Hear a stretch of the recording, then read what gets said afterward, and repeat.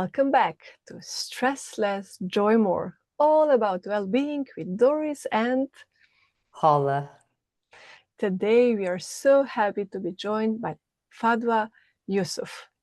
She's an author of Going the Distance, No Parts Left Behind, a raw and powerful memoir of trauma, healing, and purpose. Through her storytelling, she transforms pain into power and inspires individuals to own their narratives and rewrite their lives. I love that. A transformational speaker, mental health coach, a talk show host, Fadhwa is a guiding light in the world of personal development. Her impact spans continents, coaching global audiences, facilitating deep breakthroughs, and helping others rise with clarity, confidence, and purpose.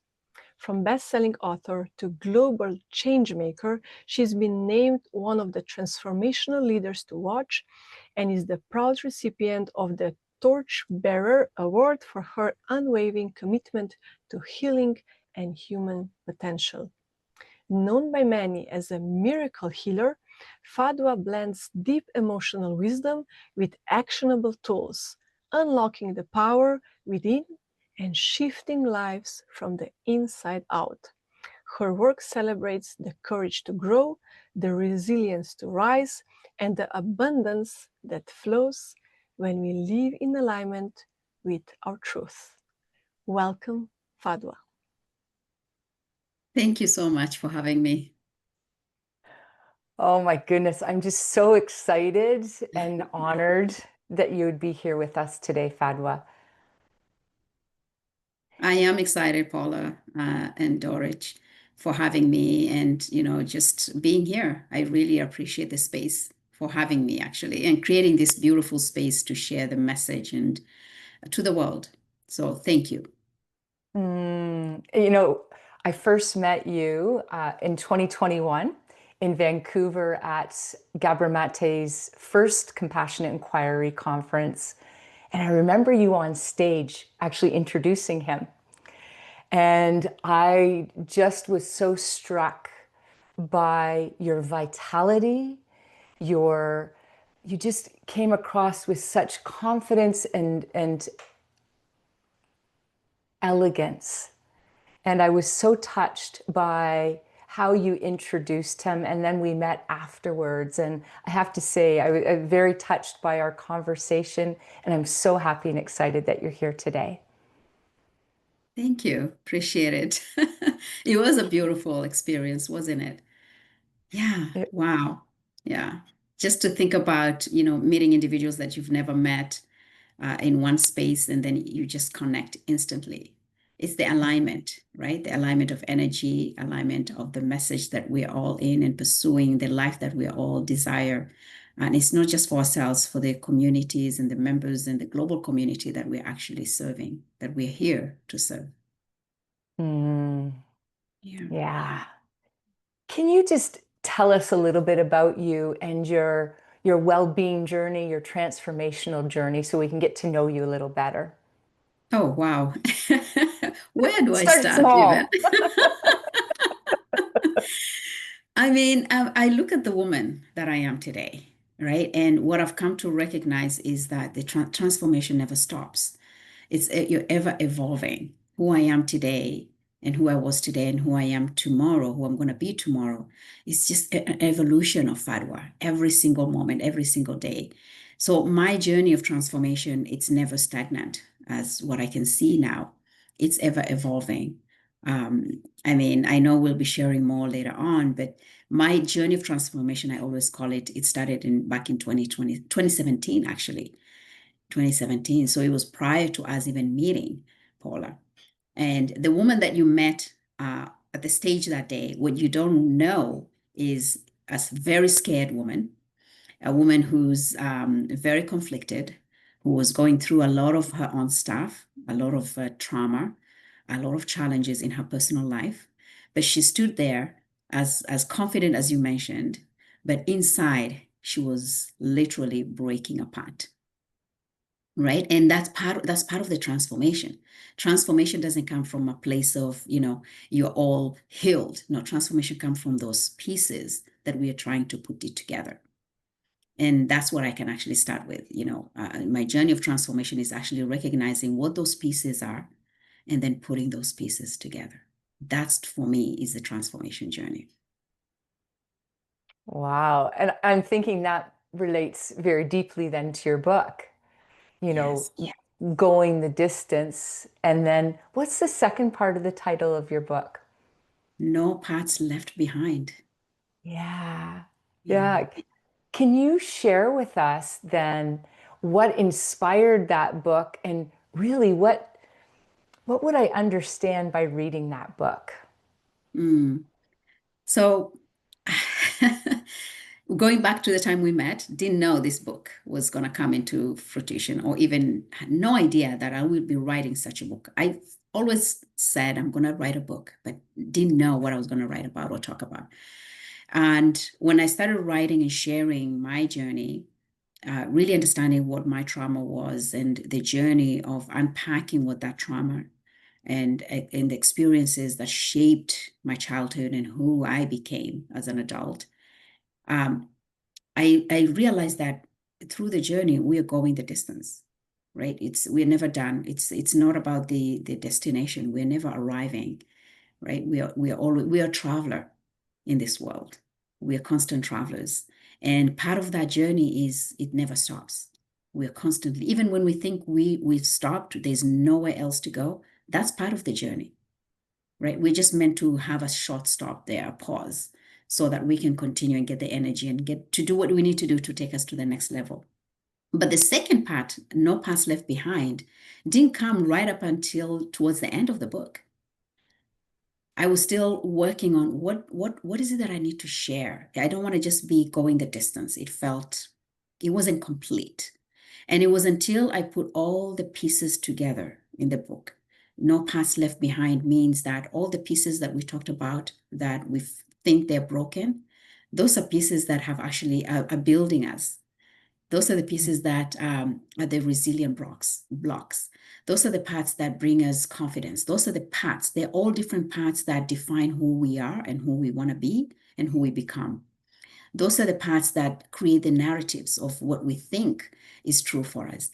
So I share that. So for anyone reading the book, they will see themselves in the stories because they will recognize the parts that we are talking about, the belief systems, the emotions, the blocks, the memories that we still hold, the unconscious memories, the unconscious beliefs, all that are different parts, but I break them down in a way that anybody can read.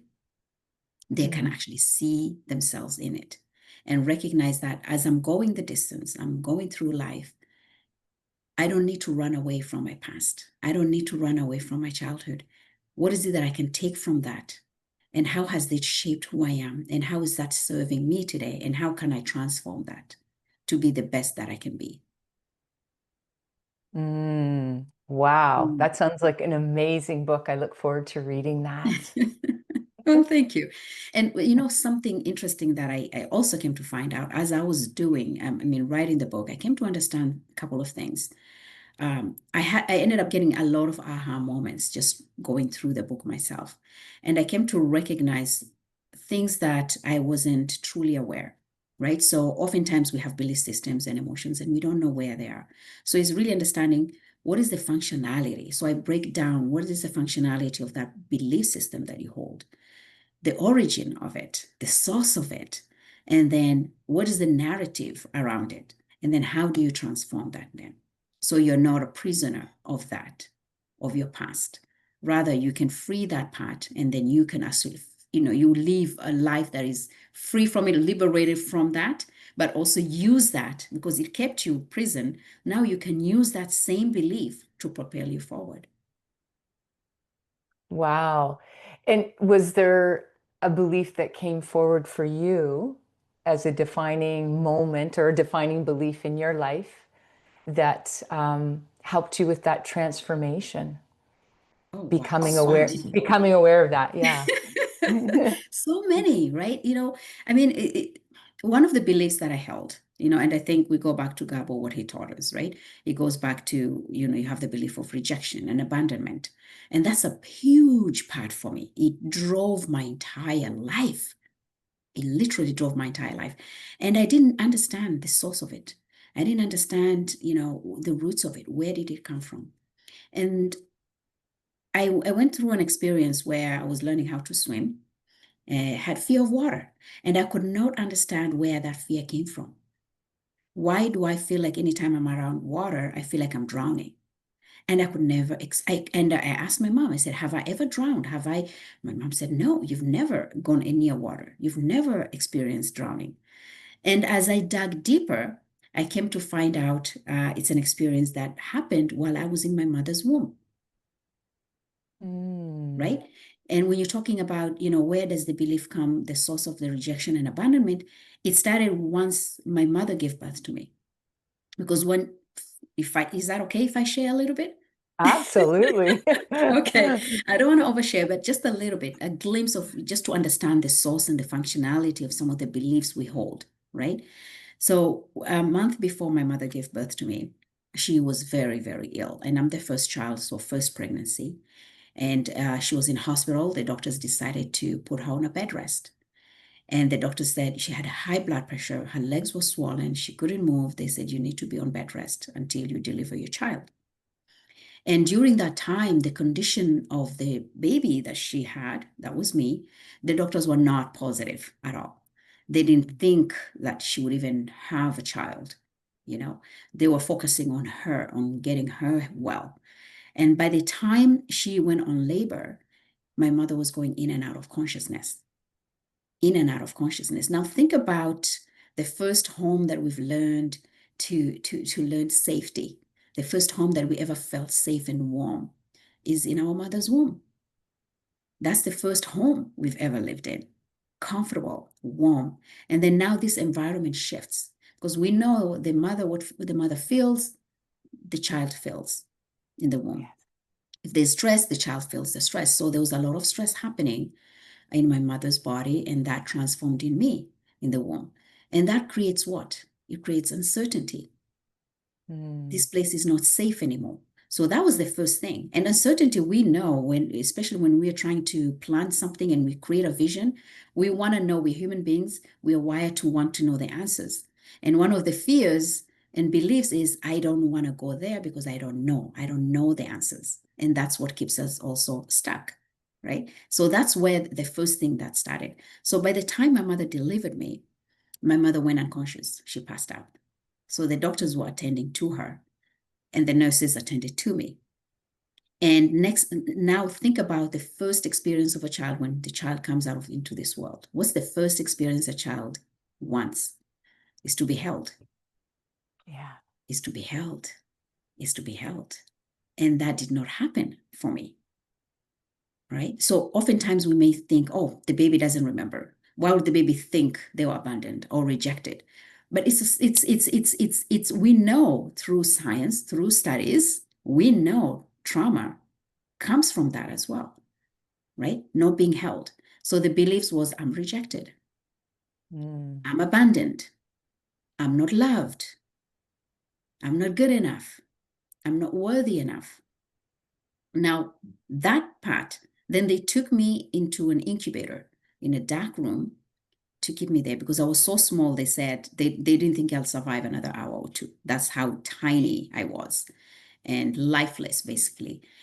They put me in an incubator. Now think about a child. And these are the things we don't even think about when babies are born and put in these spaces. It's cold, isolating, and lonely. So here again, my first experience into the world, rejected, abandoned, unloved, unwanted, alone. Now you're sensing the emotions of being alone. And what comes with alone? Sadness. So all this started from the first hour, the first minutes of me being born. And this was stuck in the memory. I don't remember feeling that, but the body doesn't forget. The body remembers. It keeps the score. It keeps the memory, right? And moving on now, it shaped my entire life. It shaped how I saw myself. The rejection is a huge trigger for me. Abandonment is a huge trigger for me. So when we talk about no paths left behind, it's really going back to understanding where the origins of this came from, and then how we can understand it, and then how we can transform those beliefs. Wow, that is so powerful and so helpful to recognize that, that may be the story of many of us. And in terms of that, we didn't have that first contact with a parent right at birth, and how that's impacted, that rejection, that abandonment, that being alone, and how it has set the stage, the pattern for our life. Absolutely. And it triggers the part where you want to be a people pleaser, you want to be the fixer, right? So that you can fill that void, because it creates a void. So now you find yourself maybe being the peacemaker. You find yourself the compulsion to do things, to get out of your way so that you fill that void. And you're not doing this consciously. It's the unconscious part that wants to fill that void. Wow. Doris, I'm wondering if anything is coming up for you that you'd like to ask. Yeah, I'm just, happy that our listeners can hear, how far back this can go. It's such a beautiful example of, something that I would say for our generations, they thought that the baby doesn't remember.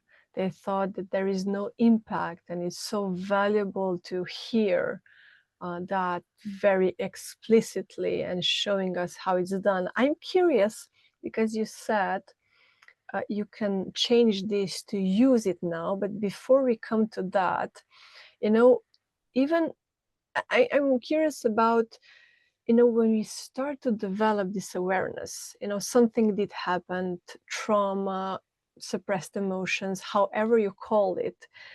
I think we all face also a challenge to embrace a change, because we need to change, we need to accept first, but we all want to resist it. We all want to stay the way we are. So could you maybe reflect on that in this flow that you're going? Absolutely. I mean, change is scary, isn't it? Nobody Exactly. wants to go through that. Nobody wants to experience change. And the reason being is we're used to being comfortable. We're used to being in a place of familiarity. And anytime we are moving away from familiar environment, uh, our triggers, alarm bells stand up. The walls, I call in my book, the gatekeepers. The gatekeepers stand up and say, oh, danger, danger, retreat, retreat. And that's just a protecting mechanism to protect us to go to a place where we feel otherwise not safe, because we don't know where we're headed, right? So for me, I go back to 2017, and up to that moment, I didn't realize that I had trauma. Didn't realize. I just went through life thinking I'm okay. And I didn't even 2017, I didn't even realize what I was feeling was part of trauma, was part of my past experience. I was feeling something that was very unusual. And the emotions that I've never felt, that I wasn't aware, maybe I felt it, but it was unconscious. I had this deep sense of loss, this deep sense of void. I always talk about, and when I explained it, nobody really got it, but now I get it. When I shared that, nobody understood what I was talking about. I felt like there's this deep sense of like an empty pit within me, so deep that I could not even reach it. That's how I felt, just empty, a body walking and nothing else. And I remember going, I took a few weeks, about I think 3, 4 weeks, to just understand what was happening. And I'm like, I don't understand what's happening. I'm neither sad nor happy. That was something very interesting because I've never experienced anything like that. And I started paying attention to that. I'm like, okay, when was the last time I felt alive? When was the last time I felt happy? When was the last time I saw myself smiling? And I remember my daughter, sometimes she'll look at me and she'll say, Mommy, you sound so monotonous. Just my tone was just dead. There was no life to my voice. And I went to the doctor and I shared what I was experiencing. And the doctor looked at me and said, it seems like you're experiencing some signs of depression. And that shook me, thinking, depression. And he wrote me a prescription. He said, you can take this. And I just wanted a disclaimer here for anyone taking the medication. I'm not saying don't, please, because follow your doctor's, the doctor and you meeting your doctor, that's the decision you make. But for me, when I went back home, I didn't believe it was for me. And I did one of the things that I never thought I'll do. 2 months later, after that, I was like, I just want to find Fadhwa, right? And that's where it starts, because sometimes when you talk about change, sometimes when we see what's happening, we retreat and we say, we're so scared. We're like, okay, I'm just gonna go back. And it's the protection mechanism. But for me, a part of me wanted to fight this. A part of me wanted to stay awake. I didn't want to go. I felt like I was sleepwalking through my life. So a part of me wanted to stay awake and said, no, no, no, no. We got to find that Fadhwa, the Fadhwa that was full of life, full of, who was vivacious, who was happy, who was always full of laughter. That's who I want to see. So that part is the part that I held on to, while other parts was holding on to their dear life and saying, no, no, no, no, let's stay here. This is what we know. This is comfortable. This is familiar. So when we talk about change, it's the inner battle that we have to fight and rescue, literally rescue ourselves from that battle. Wow. It's just like you had that clarity even in 2017 that you're searching for Fadhwa and you want this Fadhwa who's smiling and she's joyful and she's full of vitality. I'm just impressed. Can I ask, did you had that awareness also at that point? Was it like present for you? Because I love that. How amazing it would be when we suffer, when we feel we're empty, we just say, I want to find Fadhwa who's smiling. Not all of these, but where is she? That's such a great question to ask yourself. And I just wonder if it felt also like that at that point, because for me it was like after a few years of digging in. So that's why I'm just curious. I love that. Yeah. I mean, I go back to the moment when the doctor told me, you have depression. And I know there's stigma around depression. And for me, in that moment, I said, Fadhwa depressed. That woke me up. Fadhwa is depressed, right? How can Fadhwa be depressed? The Fadhwa I knew was happy, was always happy. And then the question came after that was, when was the last time you felt happy? When was the last time you actually felt happy? When was the last time you heard yourself laugh? And that to me was a wake-up call, because then I realized, oh, I don't know how I got here. I don't even know how I got here.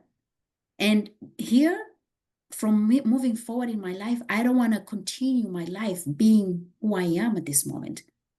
So in that moment, I didn't realize that this Fadhwa right now, 2025, is actually in the making. I didn't realize that. But in that moment I wanted to get a glimpse of the Fadhwa that I once knew. Yeah. So I was holding on to the memory of who I once was, not who I could be. So that helped me move forward, not realizing that will take me on a journey that I never thought was ever possible for me. Wow.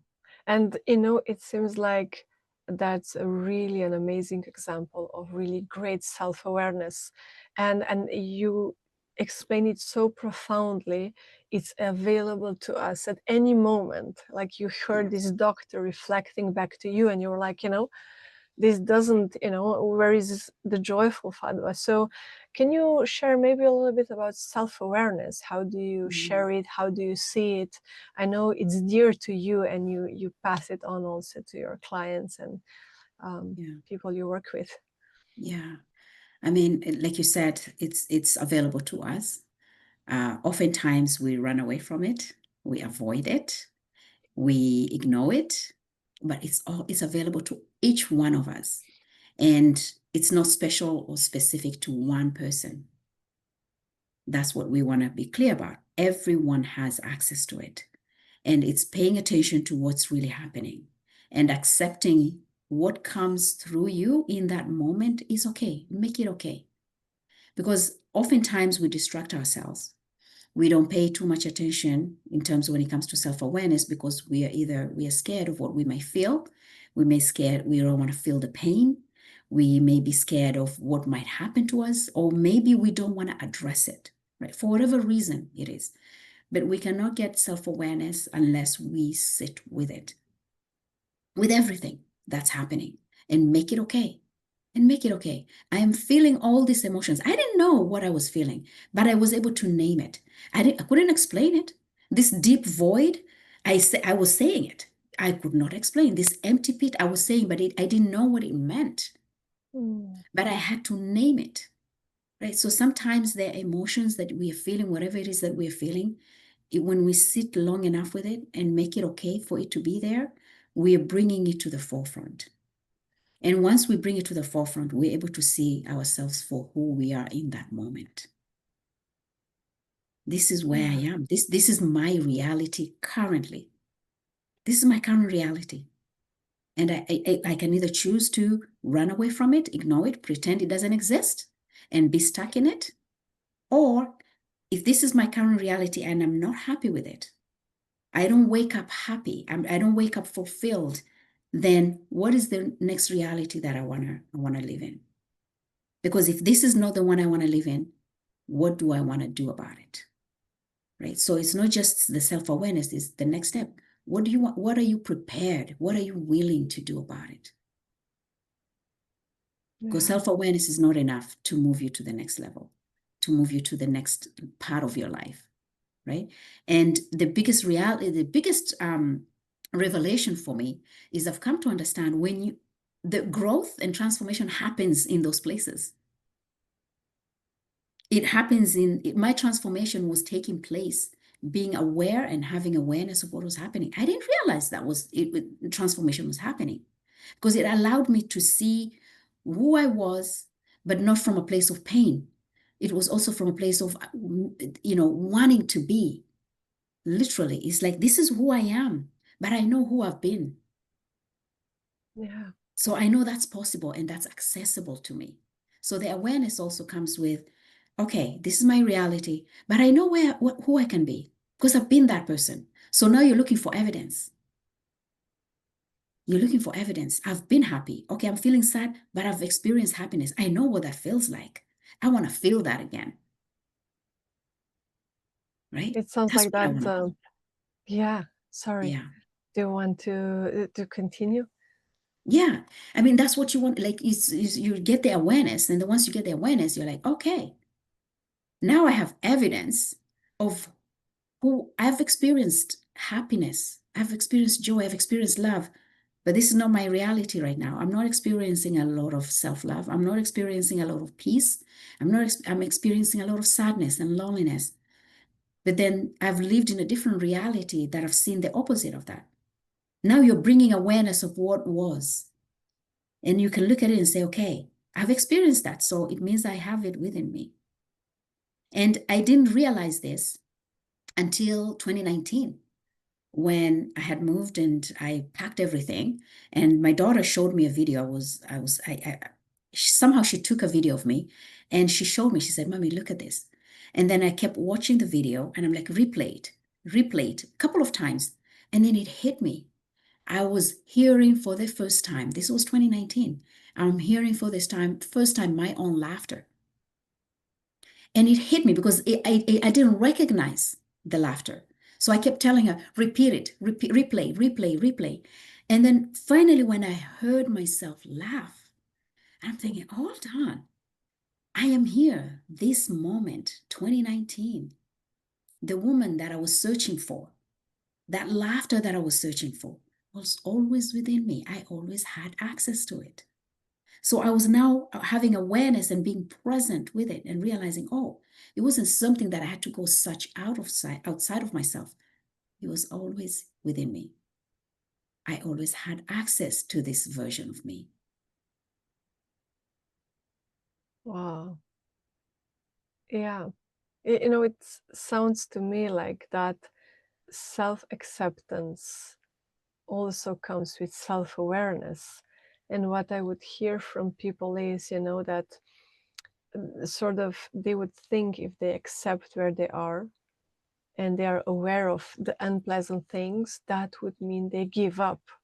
But your example showed how with that self-awareness and self-acceptance, there is a possibility to see who you are, what you've already been, you know, happy, laughing, or even if you want to achieve something.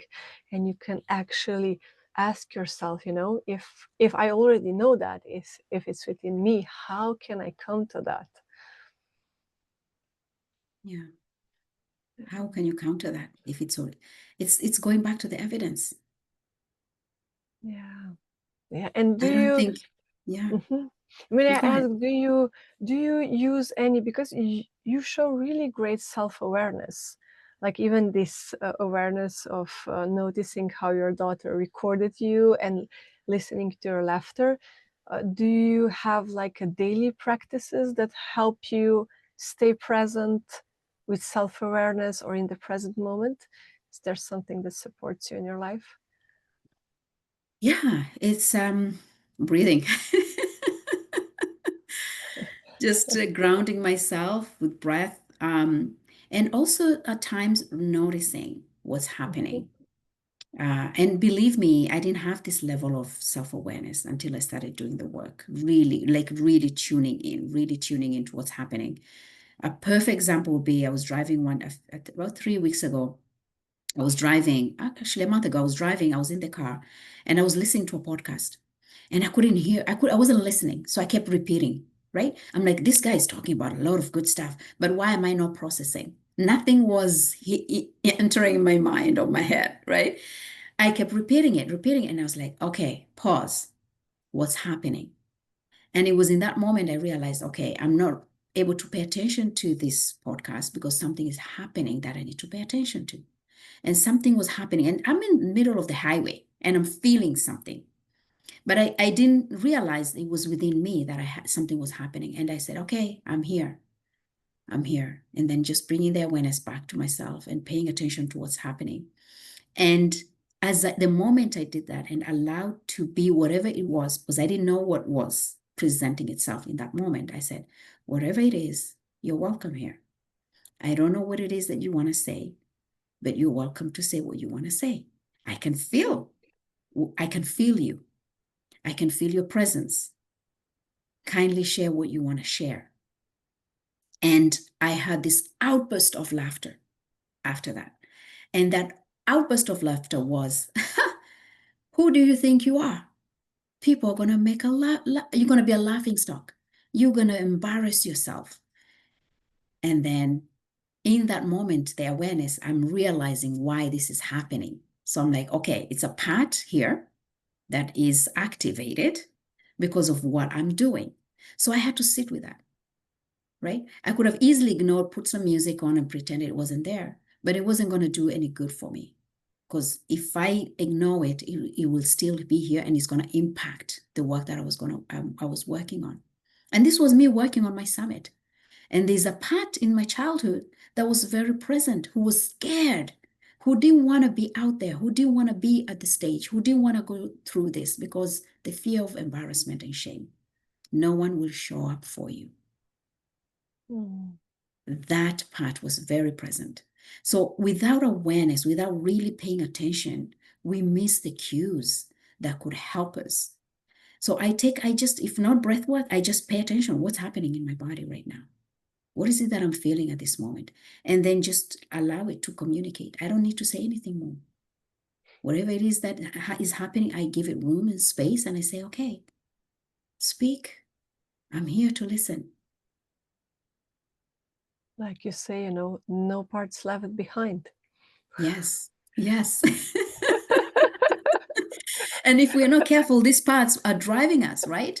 So they can pretty much drive our life. So I knew if okay, I know there's some stuff here that I haven't maybe still, because we never 100% healed, right? Because things still come up for us. So I was like, okay, something else is happening. Why is it that I keep repeating this podcast and I'm not processing any of the messages? And then paused it and then realized, okay, something is happening here that I need to pay attention to. Amazing. Well, I wonder, Paula, what's showing up on your side when we embrace all parts? Yeah, this is an amazing conversation because I was thinking of how so many of us are not aware. And you have given a beautiful way of moving into awareness, like just noticing what's coming up for you. And then, my first reaction would have been, let's just shove it down. Let's, like you said, change the radio station. And I'm just wondering, how do we invite ourselves and also invite others to move more into that direction of self-awareness? Because we're not taught that. We're definitely not taught that in school, and I haven't been taught that by parents. So how do we invite that in for ourselves and even encourage, family members to invite in more self-awareness? That's absolutely, it's a great question for sure. So I think it starts with ourselves, right? It's before we bring anybody else, because each one of us is on a journey and we are responsible for our emotions and our actions and reactions and our triggers.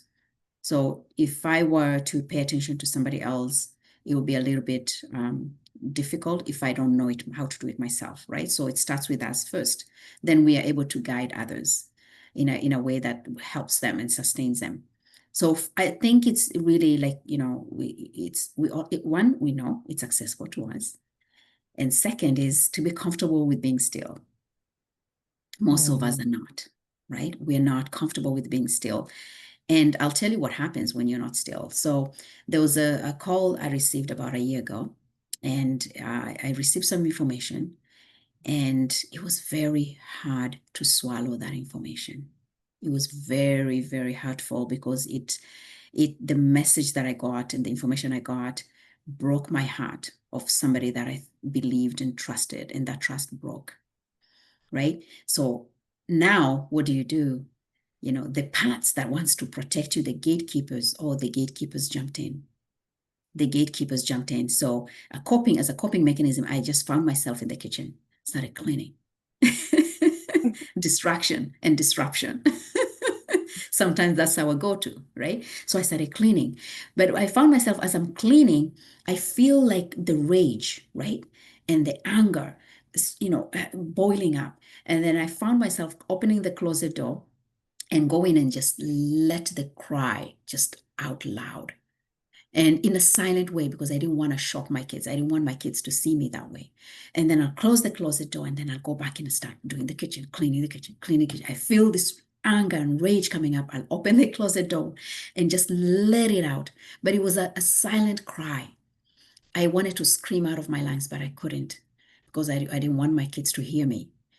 And I did that for almost 2 hours, just in and out, in and out, in and out. And then finally, I came to my room, locked myself in my bedroom, lie in bed, and I just let it out. I just had to grieve that moment, because I knew if I didn't, it was going to hurt me. It's going to continue hurting me, right? So for us to really bring awareness is to allow yourself in that moment and notice what is your go-to protection. What is your go-to gatekeeper? Who's your gatekeeper, right? Because your gatekeeper can be distraction, disruption, avoidance, pretend that it doesn't exist, pretend you didn't hear it, ignore it. What's the gatekeeper that's present? So have awareness of that, because the gatekeeper is there. Their gatekeeper's function is to protect you, right? That's all they're doing. So understand that, oh, my gatekeeper is here. Thank you for protecting me. Thank you for keeping me safe, right? And assuring that the gatekeeper, you can handle it, that I'm okay. Let's open the gates wide open. Let's just open the gates wide open. And you've been too tired. You've overworked yourself. How about taking a break? I have a conversation and just having an open conversation, right? And I think just when it comes to that, just accessing that part, open the gates slowly, one gate at a time, and being safe with what is. Because recognizing that what you're feeling predates this moment. I think that's what we've learned, right? Throughout the trauma and understanding our trauma. The emotions you're feeling predates this moment. So really understanding what I'm feeling is not something new. What I'm experiencing is not something new. I'm familiar with this. How familiar am I? How far can it go back? Right. And once we have that understanding, then we know, oh, okay, that's the one that's driving the conversation. That's the one that's driving what I'm feeling right now. But me, the Fadhwa, the adult, the capable Fadhwa, is able to hold that space, is able to hold what is happening, is able to embrace without judgment. Right. So that's the first step. And then, and then just get to learn who your gatekeepers are and get to learn what comes up for you. I think that would be the first great start before you go deeper. Awareness. Yeah. Wow. And I was just going, okay, what are some of my gatekeepers? Yeah. I think, well, that avoidance, Yes. that getting up and that do, go, Yeah. hustle, Yeah. hustle. So yeah. The, And the how, fixer, the perfectionist. yeah, the These are all pleaser. gatekeepers. Yeah. The pleaser. And, These are and gatekeepers. how, yeah, and how they have been serving a great purpose. They Yes. have been protecting me. They have also, helped propel me forward in the doing. Mhm. However, yeah, there's a cost to the gatekeepers at times. Yeah. The tiredness, the overwhelm, the getting stuck, the being afraid to move forward, the fear of rejection. All of those gatekeepers come up and can get us kind of stuck. So, and I've been thinking a lot about that with our young people recently. That stuck piece. There's a lot of chaos going on. There's a lot of confusion. There's a lot of challenge going on in our communities and in our world. And I'm noticing our young people are hurting. They're feeling helpless and like they have no control over what is going on in the world. And I see sometimes their gatekeepers coming up as shutting them down. So I'm just wondering if you have any words of wisdom for those that are feeling that fear, that chaos, that stuckness, that helplessness, and especially in our youth. If you have any words of wisdom for them. Yeah. Well, I'm raising two myself. I'm raising two kids. My daughter is 22, my son is 16. I see so much so in both of them, but more so on my daughter because she's out there in the world. She's experiencing what's happening. She's experiencing the real life. Um, and and I see some of the trauma that was passed on from me. And oftentimes when we talk about the youth and we talk about the young ones, we forget that we are part of that story. We are part of their story. And I think it's focusing, going back to ourselves first. What environment are we creating for them? Are we doing the work that we need to do to break the cycle of the trauma, of the mental health, of stress? What are we doing on our part to ensure that we equip them to when they're out there in the world, they have the tools within them, the inner tools, the inner resources they have within them to build a life of their own, right? So I think it's a conversation that I have with my daughter constantly. And it goes back, you talk about even our young ones, they experience this sense of loss. They experience rejection, abandonment, everything. All the gatekeepers we talk about, like you mentioned, they have that. And some of it come from the environment they grew in, from their homes, from their society, from their community, just like we did, right? So really looking at the cycle continues. We were once young ones, we were once youth, the trauma that we carried, everything that we suffered from, they're going to go through that, maybe on a different level. Maybe we're using a different language right now. But I think first thing is there's more awareness right now. than we ever experienced. We didn't have this level of awareness. So one thing is, I think they are at advantage today. We were not we didn't have that advantage. You know, I look at my daughter, 22, she has awareness at the age of 22, when I just started getting the awareness. So I think just seeing them from place of possibility, that they are way ahead, they have more information than we ever had. They have access to resources and, you know, information that they need to help them propel. So that we know, and seeing them from that, you know, possibility. But the thing that I can add is ensure that we as parents, we as a community leaders, ensure that we do the work. I'll give you an example. It was about, I think, 3 years ago, when I was still continuing to do the work, I noticed something between myself and my daughter. And I share this openly. And I noticed, because I had transformed a gatekeeper and a belief around rejection and abandonment when it came to my father. So I had released that and really worked on that. And I had an amazing experience just releasing that and getting this openness within myself. There was an opening that I've never felt before. And with that, I noticed a disconnection between myself and my daughter. And we sat down and we talked. And I said, this is what I'm noticing. And following that conversation, we spent 3 hours just crying, holding each other and just crying, and realizing where she was and where I was, and realizing for a couple of years how disconnected I was, how as a parent I wasn't present with her. And the guilt now she carries, she's like, Mommy, I don't want you to feel bad. And in that moment, I had the awareness again comes back, and I said, you know what? I have to be compassionate to that mother that you never had, because I can't do anything for her. This is the mother that's here right now for you. But the mother that wasn't present for you, I cannot judge her, because she was not present. So I cannot blame her and judge her. Therefore, I only have to show compassion and love towards her. So I had to do that, because if I had not done that, guilt would have killed me. Right? So how do we support our youth and our young ones? Is we need to do the work.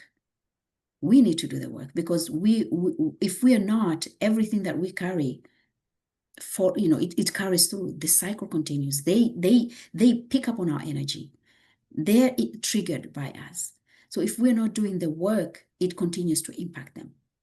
So we need to take that responsibility ourselves as parents, as caregivers, as community leaders. We must first take care of ourselves first before we make any change outside.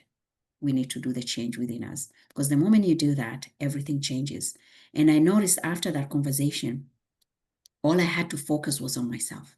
I didn't need to do anything for her. I didn't need to change her. I didn't need to tell her anything. All I had to do was change how I was around her, how I communicated with her, how I showed up for her, how I connected with her. Emotional connection, emotionally connected with her, right? Very present.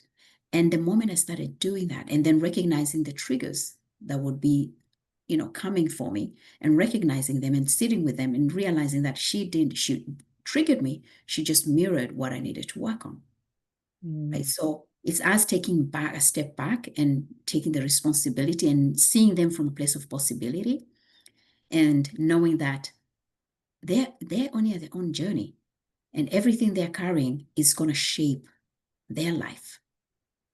Right. So all we do is we need to create an environment that supports them. Yeah, and supports their journey. Wow, that really resonated with me, what you said. And I was reflecting on my own journey over the last several years of being a parent of 4 children. And when I started digging into the work, there was so much guilt and shame that came up in terms of not being present to them, being there physically, and yet not really being present emotionally to be able to meet their emotional needs. And the beginning part of that was really allowing that shame and guilt to come to surface. And then, like you said, to really look at those parts with compassion and recognizing I really did do the best that I knew how with the skills that I had in those moments. Yeah. And then to recognize if I'm going to move forward with them, I have to realize this is in the past. I want to have those conversations with them about that. And then recognize I still have the rest of my lifetime to continue to move forward as being more present as a parent.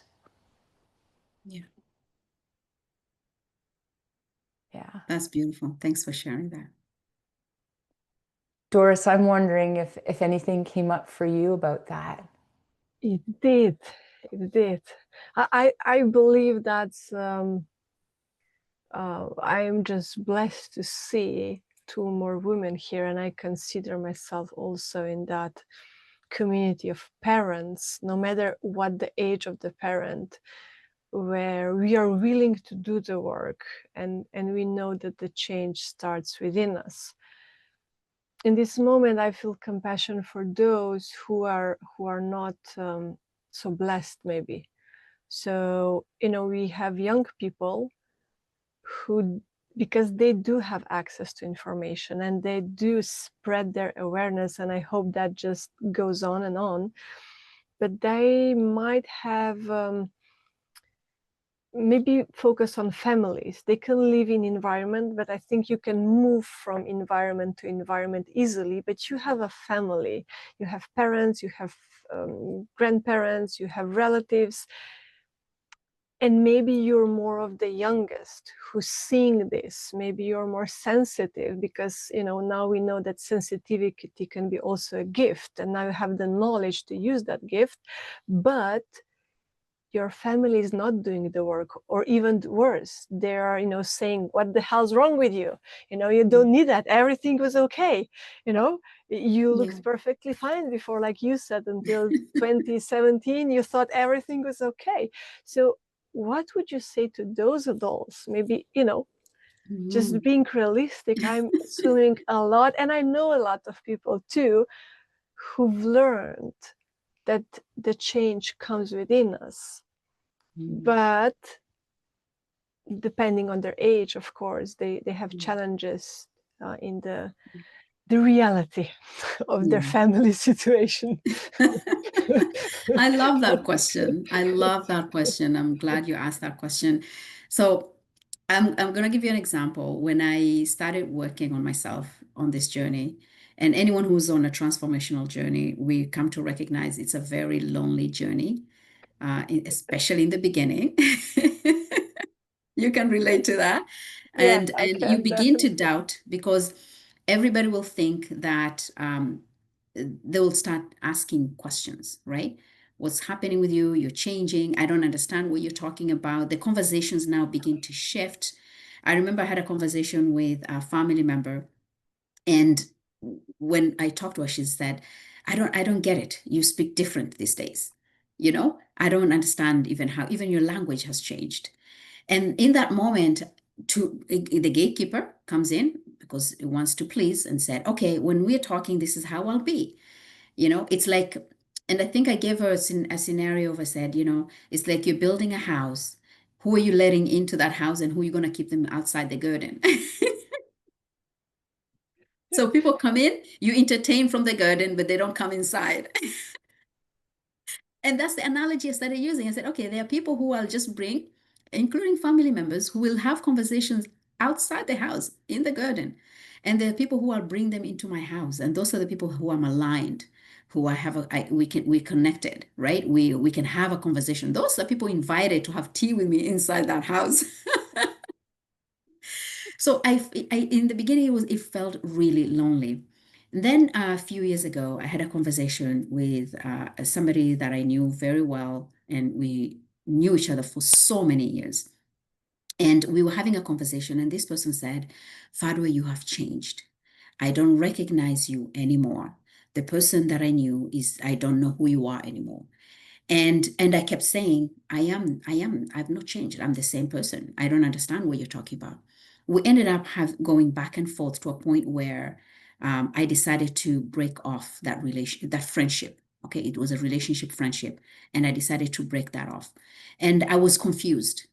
That conversation left me confused for days, and I'm wondering, what did I do wrong? How did this go? Why is this person not accepting me where I am? And it took me a couple of days to reflect on it. And then I came to realize something. I said, oh my God, that was awakening for me. It's like, okay, the person that she keeps talking about, the person that has changed, yeah, I have changed. You're no longer the same person. She's right. I am no longer the same person. So I realized the person that she was talking to, she was holding on to a version of me that I let go of. So she was holding on to that version of me. And she was holding on to a version of me that is dead. Is dead. That version is long buried, is not part of my life. And she was holding on to that part. And she was not seeing me in this present moment. And that was a highlight moment for me, because this is what happens. We have an understanding of a person, who they are, and we hold on to that because some of us are not changing with them, right? So you talk about family members, friends, as you're growing, as you're transforming, as you're healing, as you're doing that, not everybody is going through that journey with you. And they're still holding on to that version they knew. Now it's gonna create a gap between you and them. Because all they see is the old version of you. They are not seeing you because they have not done the work. And seeing you is threatening to them. Therefore, they go back to the one they knew because it's familiar. Right? So for us, anybody who is in that journey, who's doing the work, recognize, number one, that not everybody is going to go through that journey. Right? Not at the same time, not at the same pace. Because we are on a journey, each one of us. And our purpose is going to be very different from each other. Our priorities are going to be very different from each other. Out of my entire family, I am the one doing this work right now. I do the best to share what I learn, to hold space for them. But I know no one is on the journey with me. They're on a different journey. So how do I create a space where I don't feel alone and lonely going through this, right? It's making sure that I work with those triggers. If I feel lonely alone, then I need to go back because I need to be whole with myself. I need to feel the love within myself. I need to be comfortable with being myself. And I am very comfortable with being myself, my own company, me, myself, and I. I am good enough. I'm enough. And that sustains me. But when it comes to other family members, is recognizing that they don't need to accept me for where I am right now because they don't get it. I don't expect them to get it because I've removed the equation of expectations from my vocabulary at all, right? So I don't expect them. Why? Because I removed the expectations.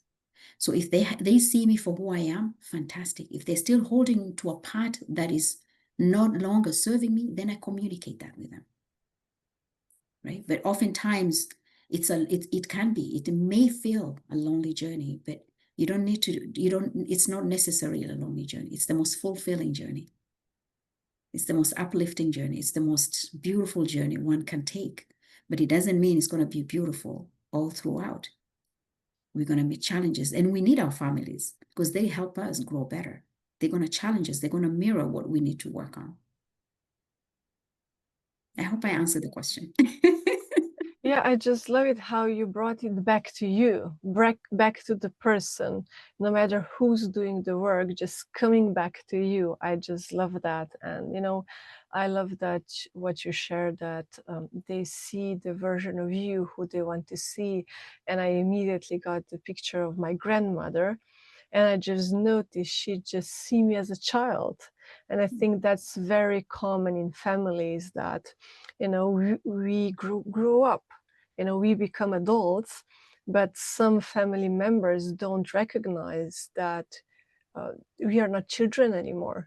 I think we know a lot of stereotypes on that, but if we even pause and look deeply, we will see that is actually very, very often either, how they put their food on the plate or anything, we still act like, we're children and parents, not adults, because the kids grow up. So yeah, I think that's I hope listeners go and re-listen this, because this was a key for everyone that really wants to transform and heal and move forward in all the relationships, the close ones and the friendship ones. Thank you for sharing that. And we have this habit in our podcast to share a well-being practice, because seeing your awareness and wisdom, we would love to know, how do you do it? Could you lead us to a well-being practice that maybe supports you or maybe your clients, to give us a taste of how we can come to this self-awareness and well-being as we can see it anew? Absolutely. Thank you. Okay, so I remember the first time when I started doing the groundwork and breathing work, I felt so disconnected and I felt something was wrong with me. And I asked somebody, I said, is this normal? I'm not feeling what you guys are feeling, right? Because it was so new to me. And this may be new to the listeners listening in and watching this right now. So for those who feel like, okay, this is awkward, I'm not used to it, it's okay. It's okay. Welcome what you're going to feel. Okay. And for those who are already advanced or they're just starting, fantastic. Just tune in. What I'm going to invite you to just ground yourself, put your feet firmly on the ground, and just take some nice slow breath through your nose and out through your mouth. Just gently. Just bringing awareness to where you are right now. Just gentle breath through your nose and out through your mouth. Just noticing what's happening. This is just instructing our brain and our body to slow down. Now, what I find that helps this is now you take nice deep breath through your nose. Take nice deep breath. And as you're releasing through your mouth, release it with a nice, let out a nice big sigh as you breathe out. Do this about 3 times. Take nice deep breath through your nose and release it with a nice big sigh.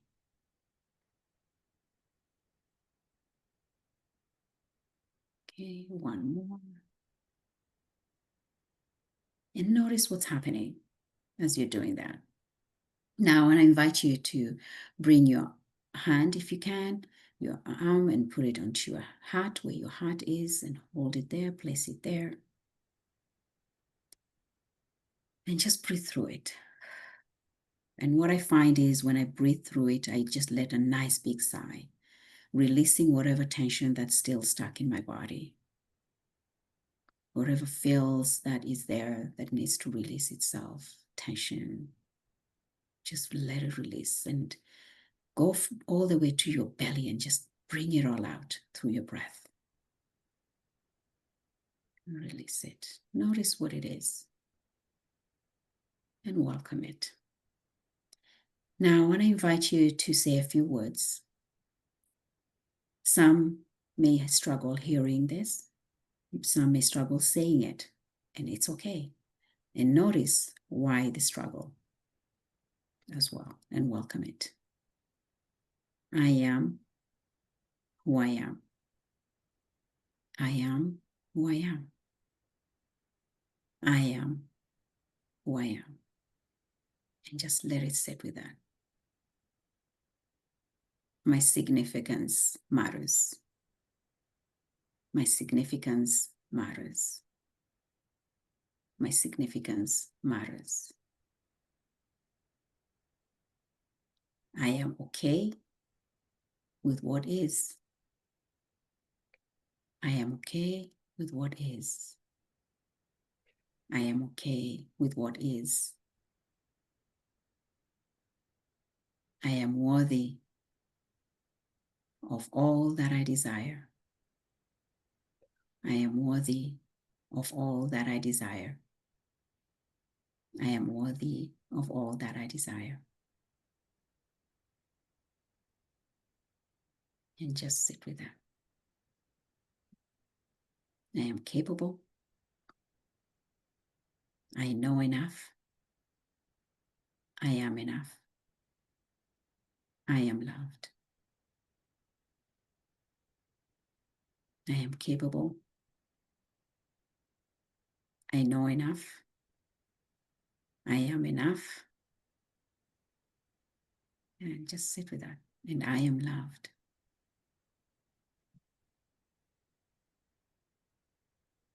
And then take one more breath through your nose, just gentle, and release it gently. And you can open your eyes when you're ready to do so.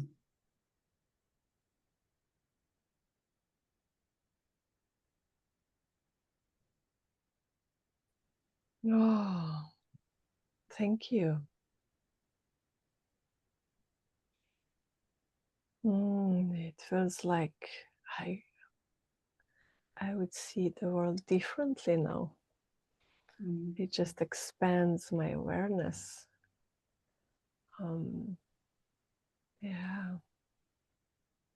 And I've noticed, may I share a little bit? Of course.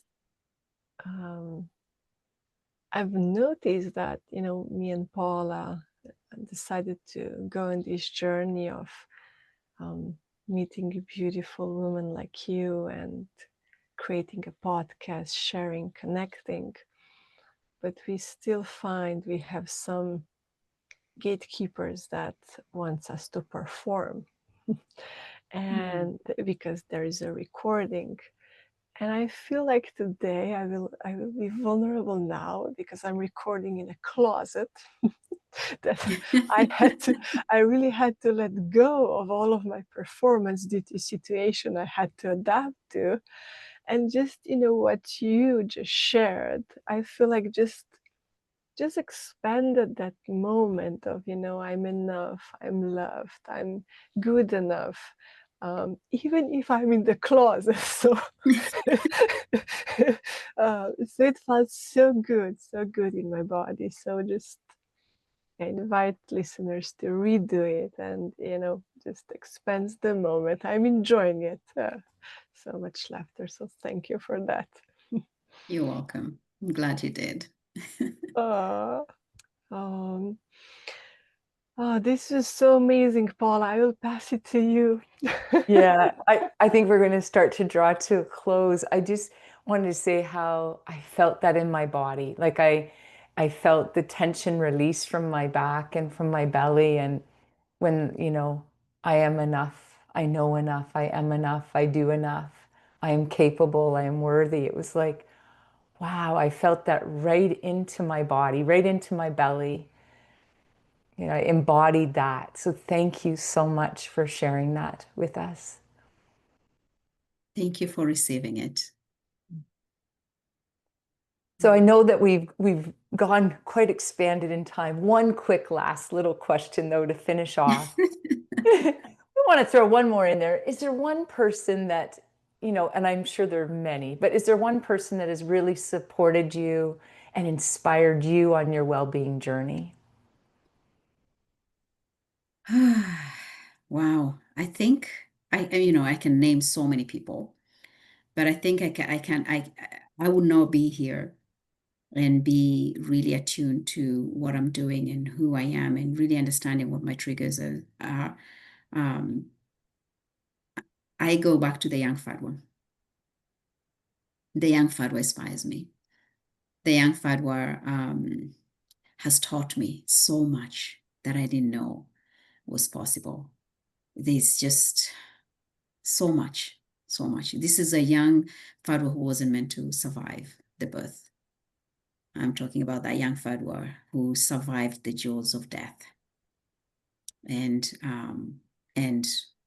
went through life and faced so many challenges, from being bullied, from being called so many different things, from being a young teenager who rejected her own body because she saw the growth and she saw the beauty and she rejected that just to protect her, to the young Fadhwa who pursued life and had dreams and aspirations and only to be cut short because of life priorities.